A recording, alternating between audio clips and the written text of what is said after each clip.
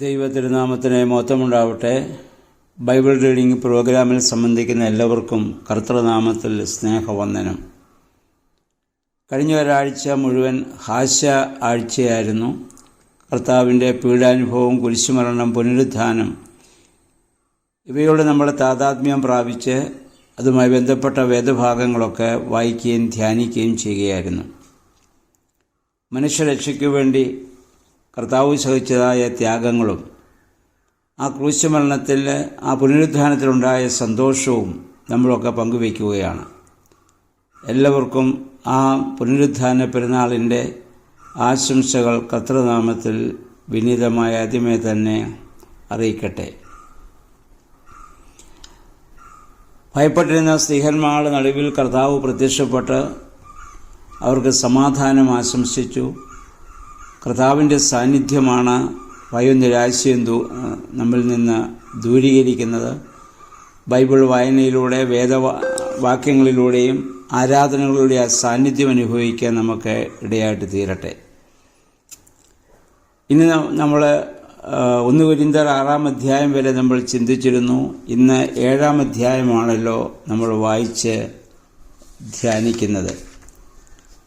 7-ാം അധ്യായത്തിൽ വിവാഹ ജീവിതത്തിൻ്റെ പാവനതയാണ് പൗലോസ്ലീഹ ആദ്യമിവിടെ പറയുന്നത്. ഇത് കൊരിന്ത്യ സഭയുടെ ചില ചോദ്യങ്ങൾക്കുള്ള സംശയ നിവാരണമായി മനസ്സിലാക്കാവുന്നതാണ്.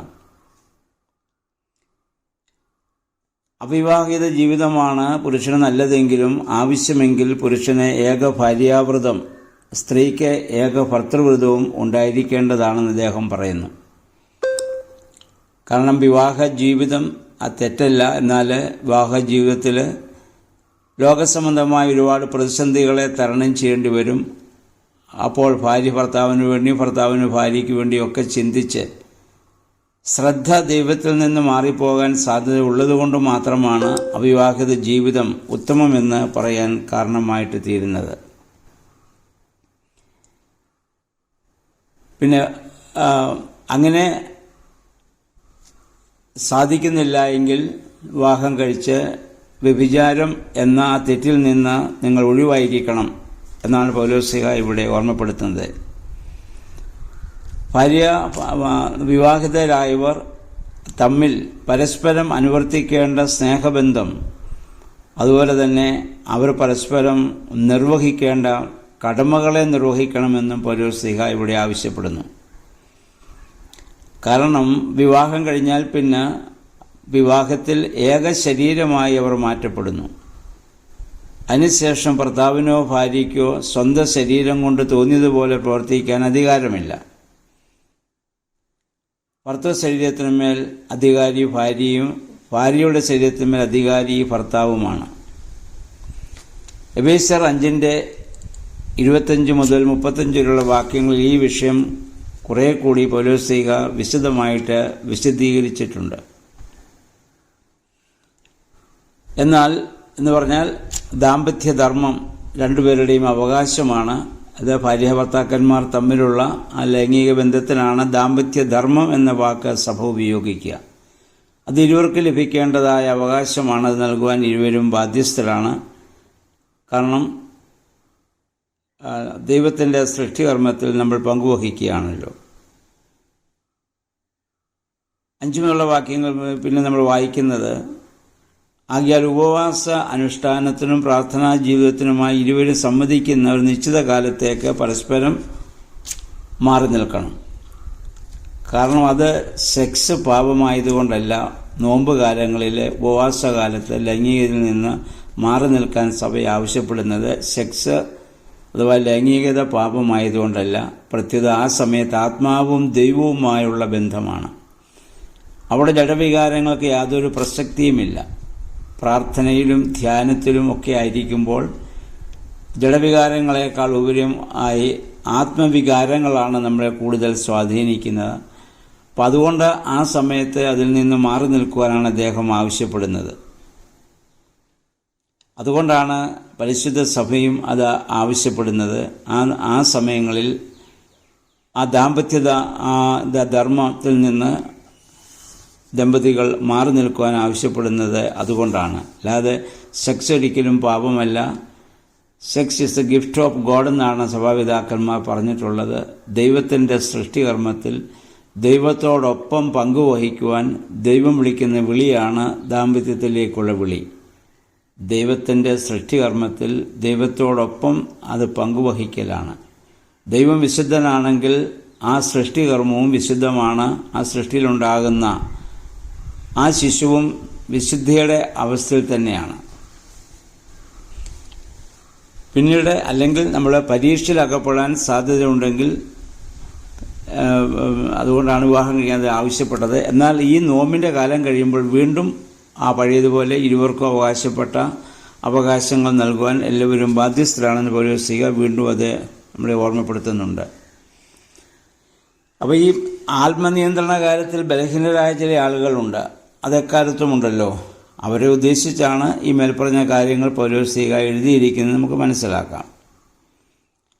അദ്ദേഹം പറയുന്നു, എല്ലാവരും എന്നെപ്പോലെ അല്ലെങ്കിൽ പൗലോസ്ലീഹയെ പോലെ ആത്മനിയന്ത്രണത്തിലൂടെ വിശുദ്ധിയിൽ ജീവിതം നയിക്കുന്നതാണ് നല്ലതെന്നാണ് അദ്ദേഹത്തിൻ്റെ അഭിപ്രായം.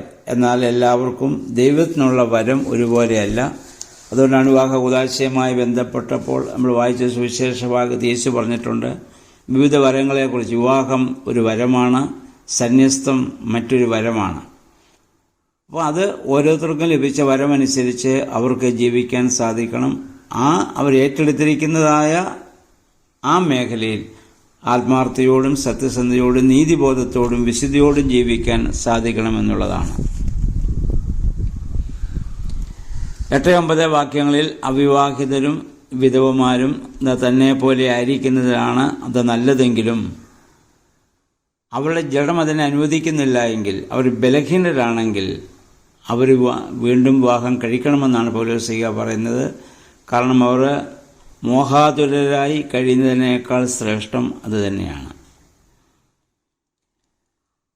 10-11 വാക്യങ്ങളിൽ വിവാഹബന്ധത്തിൻ്റെ ആ വലിയ ഉറപ്പിനെക്കുറിച്ച് അയവില്ലാത്ത കർത്താവിൻ്റെ കൽപ്പന സഭയുടെ അന്നത്തെ അധികാരി എന്ന നിലയിൽ വിശുദ്ധ പൗലോസിൻ്റെ ആ വചനങ്ങളായി നമുക്കതിനെ കാണാവുന്നതാണ്.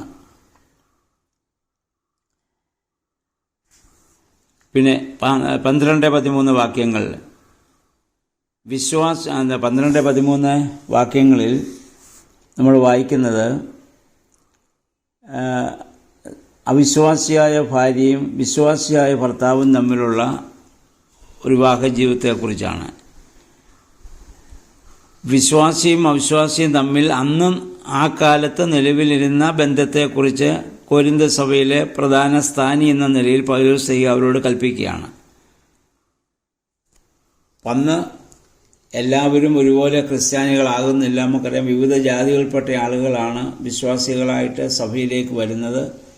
അതിലൊപ്പം ഭർത്താവ് വിശ്വാസിയായി ക്രൈസ്തവ മതം സ്വീകരിച്ചെന്ന് വിചാരിക്കാം, ഭാര്യ ചിലപ്പം ഹൈന്ദവ മതത്തിലായിരിക്കാം. അപ്പം അതിൻ്റെ പേരിൽ ഭാര്യയെ ഉപേക്ഷിക്കേണ്ട കാര്യമില്ല. കാരണം അവളെ പിന്നെ സാവകാശത്തിൽ അല്ലെങ്കിൽ പിന്നെ സാവകാശം പഠിച്ച് ആ വിശ്വാസത്തിലേക്ക് വരാൻ സാധ്യതയുണ്ട്. അപ്പം അതുകൊണ്ട് അങ്ങനെ ആണെങ്കിൽ പോലും ആ മായതിൻ്റെ പേരിൽ ഈ നമ്മളിപ്പോൾ പറഞ്ഞ പോലുള്ള വിവാഹ മോചനം പാടില്ല എന്നാണ് പൗലോസ്ലീഹ അവിടെ ആവശ്യപ്പെടുന്നത്.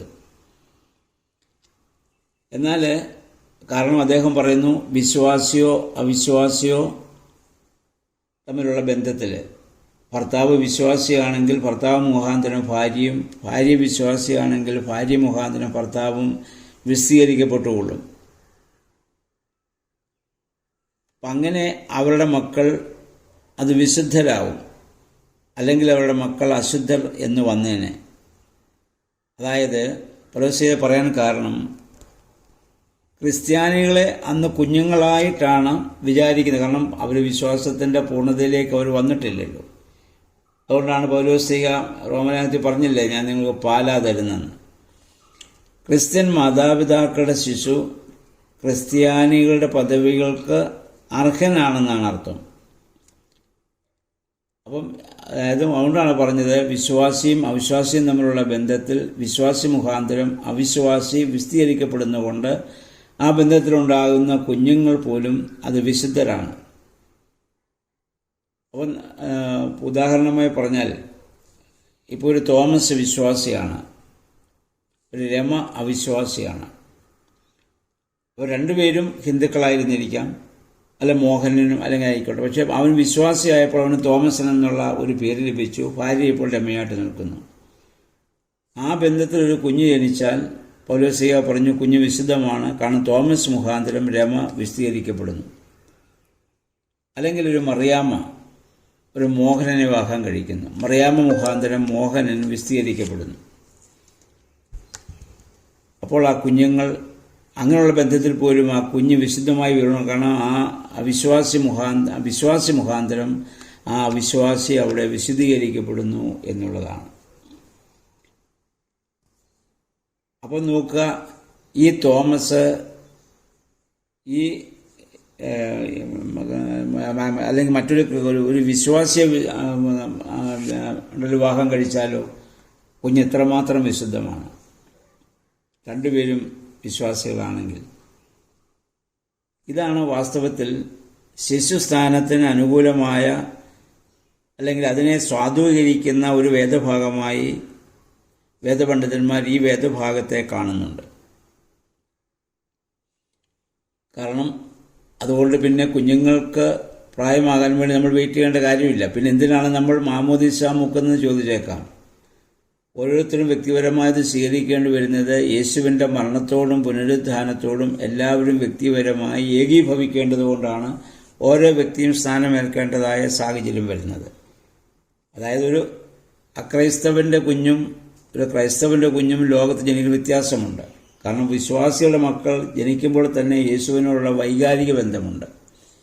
ഈ കുഞ്ഞിനെ ഉദരത്തിൽ വഹിച്ചുകൊണ്ട് അതിൻ്റെ അപ്പനും അമ്മയും ഒക്കെ നടത്തിയ പ്രാർത്ഥന പരിശുദ്ധ ത്രിത്വത്തോടാണ്, ദൈവത്തോടാണ്. അപ്പോൾ ആ ഒരു വിശ്വാസത്തിൻ്റെ വൈകാരിക ബന്ധത്തിലാണ് ഓരോ കുഞ്ഞും ഭൂമിയിൽ വിശ്വാസികളുടെ മക്കൾ ജനിച്ചു വീഴുന്നത്. എന്നാൽ അവർ പിന്നെ സ്ഥാനമേൽക്കേണ്ടി വരുന്നത് എന്തുകൊണ്ട് എന്ന് ചോദിച്ചാൽ യേശുവിൻ്റെ മരണത്തോടും പുനരുത്ഥാനത്തോടും ഓരോ വ്യക്തിയും ഏകീഭവിക്കേണ്ടത് ആവശ്യമായതുകൊണ്ടാണ്. നമുക്ക് ഇതിനു മുമ്പ് റോമാലേഖനത്തിലൊക്കെ വായിച്ചാണല്ലോ, 6-ാം അധ്യായത്തിലൊക്കെ നമ്മളിത് വായിച്ചതാണ്. യേശുവിൻ്റെ മരണത്തോടും പുനരുത്ഥാനത്തോടും ഏകീഭാവം വ്യക്തിപരമായി അവിടെ നടക്കേണ്ടത് കൊണ്ടാണ്. 17 മുതൽ 24 വരെയുള്ള വാക്യങ്ങൾ ദൈവവിളിയും വിളിക്കപ്പെട്ടവരുടെ ആ സ്ഥിതിയെപ്പറ്റിയാണ് പൗലോസ്ലീഹ ഇവിടെ പറയുന്നത്. അപ്പോൾ ദൈവവിളി ഏത് രീതിയിലുള്ളവരായാലും, ഒരു പരിച്ഛേദന ഏറ്റവരാവാം, ഏക്കാത്തവരാകാം, ഏതവസ്ഥയിലാണെങ്കിൽ പോലും ദൈവപ്രമാണങ്ങൾ അനുസരിക്കുവാനാണ് അവരെ വിളിച്ചിട്ടുള്ളത്. ശാരീരികമായി അവർ എന്ത് സ്വീകരിച്ചു എന്നുള്ളതല്ല അവിടുത്തെ പ്രശ്നം.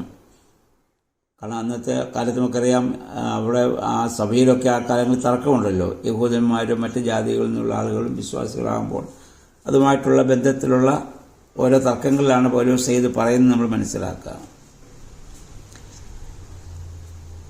പിന്നെ 17 മുതൽ 24 വരെയുള്ള വാക്യങ്ങളിൽ ദൈവവിളിയും വിളിക്കപ്പെട്ടവരുടെ ആ സ്ഥിതിയെപ്പറ്റി പൗലോസ് പറയുന്നു. ഏത് വിധത്തിലുള്ളവരാണെങ്കിലും അവരെ വിളിച്ചിരിക്കുന്നത് ദൈവപ്രമാണങ്ങൾ അനുസരിച്ച് ജീവിക്കുവാനാണ്. അപ്പോൾ ഒരു ദാസനാണെങ്കിൽ തൻ്റെ ദാസ്യത്വത്തെക്കുറിച്ച് അവൻ ക്ലേശിക്കേണ്ട ആവശ്യമില്ല. അവൻ ദൈവം മുൻപാകെ അവന് സ്വതന്ത്രനാണ്. സ്വതന്ത്രനാണെങ്കിൽ അവൻ മശിഹായുടെ ദാസനായിരിക്കണം. എന്നാൽ ഇരുകൂട്ടരും മനുഷ്യരുടെ മാനുഷിക വികാരങ്ങളുടെ അടിമകളാകാൻ പാടില്ല. കാരണം എല്ലാവരും ക്രിസ്തുവിൻ്റെ രക്തത്താൽ വിലയ്ക്ക് വാങ്ങപ്പെട്ടവരാണ്. അപ്പോൾ ആ ദൈവസന്നിധിയിലെ നിലനിൽപ്പല്ലാതെ മറ്റു ഭൗതികമായ ഒന്നും നിങ്ങളെ സ്വാധീനിക്കാനോ അതനുസരിച്ച് നിങ്ങൾ ജീവിക്കാനോ പാടില്ല എന്നുള്ളതാണ്. അപ്പം ആ വിശുദ്ധ ക്രൈസ്തവ ജീവിതത്തിൻ്റെ ആ വിശുദ്ധി കാത്തു സൂക്ഷിക്കേണ്ട ആവശ്യതയെക്കുറിച്ചാണ് അദ്ദേഹം ഇവിടെ ആവശ്യപ്പെടുന്നത്. ഇനി എൻ്റെ 25 മുതൽ 28 വരെയുള്ള വാക്യങ്ങളിൽ വിവാഹത്തിൻ്റെ അവസ്ഥയും അവിവാഹിത അവസ്ഥയും തമ്മിലുള്ള ഒരവസ്ഥയെക്കുറിച്ചാണ് പൗലോസ്ലീഹ ഇവിടെ ഓർമ്മപ്പെടുത്തുന്നത്. അതായത് വിവാഹം കഴിച്ചാൽ അത് പാപമല്ല, വിവാഹം കഴിക്കുന്നില്ലെങ്കിൽ അതും പാപമല്ല. അപ്പോൾ ഏതവസ്ഥയിൽ നിങ്ങളായിരിക്കുന്നുവോ ആ അവസ്ഥയിൽ ദൈവനാമ മഹത്വത്തിന് വേണ്ടി ജീവിക്കുക, പ്രവർത്തിക്കുക എന്നുള്ളതാണ്. പിന്നീട് 29 മുതൽ 31 വരെയുള്ള ഭാഗത്ത് കാലം വളരെ പരിമിതമായിരിക്കുന്നു. ഇവിടെ പറയുന്ന കാര്യങ്ങൾ പ്രധാനമായും കർത്താവിനു വേണ്ടി കാത്തിരിക്കുന്നവർ എന്നതുപോലെയാണ്. അല്ലാതെ ലോകപ്രകാരം മാത്രം നിങ്ങൾ ചിന്തിക്കുന്നവരായി ജീവിക്കാൻ പാടില്ല. അതായത് ലോകവും അതിലെ സൗകര്യങ്ങളും നമ്മൾ അനുഭവിക്കുന്നുണ്ടെങ്കിലും അതിൽ പൂർണ്ണമായി ആശ്രയിക്കുകയും അത് നമ്മൾ ദുരുപയോഗം ചെയ്യാനും പാടില്ല എന്നുള്ളതാണ്. പിന്നീട് 32 മുതൽ 35 വരെയുള്ള വാക്യങ്ങൾ വിവാഹിതരുടെയും അവിവാഹിതരുടെയും ജീവിതസരണിയിലുള്ള വ്യത്യാസങ്ങൾ അദ്ദേഹം പ്രത്യേകം എടുത്തു കാണിക്കുന്നുണ്ട്. അതോടൊപ്പം ഏതവസ്ഥയിലായാലും ആകുല ചിത്തരാകാതെ ദൈവസന്നിധിയിൽ വളരെ കൃതാർത്ഥതയോടെ ജീവിപ്പാൻ നമ്മൾ ബാധ്യസ്ഥരാണ്. ഇനി 35 മുതൽ 38 വരെയുള്ള വാക്യങ്ങൾ പൗലോസ്ലീഹ വീണ്ടും അവരെ ഓർമ്മപ്പെടുത്തുന്നത് ഒരു കന്യകയുടെ വിവാഹകാര്യത്തിൽ അത് ചുമതലപ്പെട്ടവർ അല്ലെങ്കിൽ ആ പ്രതിശ്രുത വരൻ അല്ലെങ്കിൽ ആരാണോ ധൃതിയായിട്ടുള്ള തീരുമാനമെടുക്കാതെ ഗൗരവമായിട്ട് ആ ഭാഗം അത് ചിന്തിക്കേണ്ടതാണ്. പിന്നെ അതിൻ്റെ അവസാന ഭാഗത്ത് പൗലോസ്ലീഹ 39-40 വാക്യങ്ങളിൽ അത് പറയുന്നത് ഭർത്താവോ ഭാര്യയോ ജീവിച്ചിരിക്കുമ്പോൾ മറ്റു ബന്ധത്തിനൊരിക്കലും അവർക്ക് അവകാശമില്ല, അനുവദനീയവുമല്ല. കാരണം വിവാഹമെന്ന ഉടമ്പടിയിൽ അവർ പ്രവേശിച്ചു എന്നുള്ളതാണ്. എന്നാൽ ഭാര്യയോ ഭർത്താവോ മരിക്കുകയാണെന്നുണ്ടെങ്കിൽ പുനർവിവാഹം അതൊരു പാപമല്ല. കാരണം പിന്നീട് അവർ നടത്തിയതായ ആ ഉടമ്പടി അവരെ ബാധിക്കുന്നില്ല. എന്നാൽ അത് സഭാ നിയമപ്രകാരം അത് വിശ്വാസികൾക്ക് അനുയോജ്യമായ രീതിയിൽ രണ്ടാമത് വിവാഹം കഴിച്ച് വിശ്വാസികളായിട്ട് അവർക്ക് ഈ ഭൂമിയിൽ ജീവിക്കുന്നതിന് യാതൊരു തടസ്സവും ഇല്ല എന്നുള്ളതാണ്.